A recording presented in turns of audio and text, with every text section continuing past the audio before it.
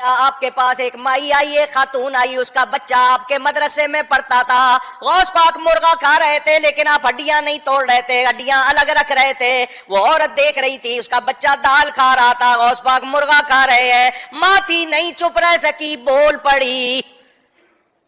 میرے بچے کو دال کھلا رہے ہو، خود مرغا کھا رہے ہو،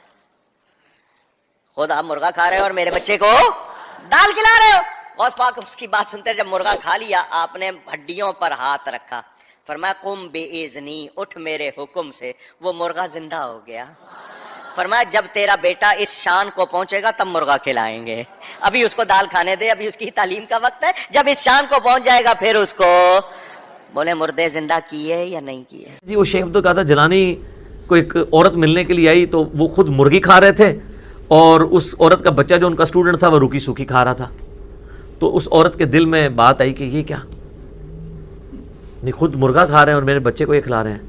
کہتے ہیں جب انہوں نے مرغی کھا لی نا تو جتنی ہڈیاں وہاں پڑی ہوئی تھی نا اس کے اوپر انہوں نے ہاتھ پھیرا اور کہا اللہ کے اذن سے زندہ ہو جا۔ فرمایا آپ نے ہڈیوں کو قمی باذن اللہ الذی یحیی العظام وہی رمیم فقامت دجاجۃ سویۃ، آپ نے ہڈیوں سے کہا کہ ہڈیوں دوبارہ مرغا بن کے کھڑی ہو جاؤ۔ یہ جو شریف لوگ ہیں وہ یہ کہتے ہیں قم باذن اللہ، جو بدماش قسم کے بزرگوں کے ماننے والے وہ کہتے ہیں انہوں نے کہا قم باذنی، میرے حکم تو زندہ ہو جا۔ فرمایا قم بِإِذْنِی، اٹھ میرے حکم سے، وہ مرغا زندہ ہو گیا۔ تو مرغا جو ہے نا وہ زندہ ہو کے تو وہ کٹ کٹ کٹانگ کرتا ہوا وہاں سے بھاگ گیا۔ انہوں نے کیا کہ جدو تیرا منڈا اس لیول تے پہنچے گا نا وہ بھی کوکڑ کھا لے، یعنی جب تیرا بیٹا بھی اس بزرگی پہ پہنچ جائے گا نا اب وہ بھی پھر مرغا کھا لے۔ تو جان کی مان پاؤں تو عرض کروں کہ ہمارے نبی علیہ السلام تو پوری زندگی روکھی سوکھی کھاتے رہے، ٹھیک ہے، اور آپ ان بزرگوں کے بارے میں کلیم کرتے ہیں کہ یہ نبی کے طریقے پہ تھے، تو نبی علیہ السلام کا یہ طریقہ تھا، اس طریقے سے وہ ایجوکیٹ کیا کرتے تھے لوگوں کو۔ ویسے نبی علیہ السلام سے مرغی کھانا بھی ثابت ہے، بخاری مسلم میں حدیث ہے،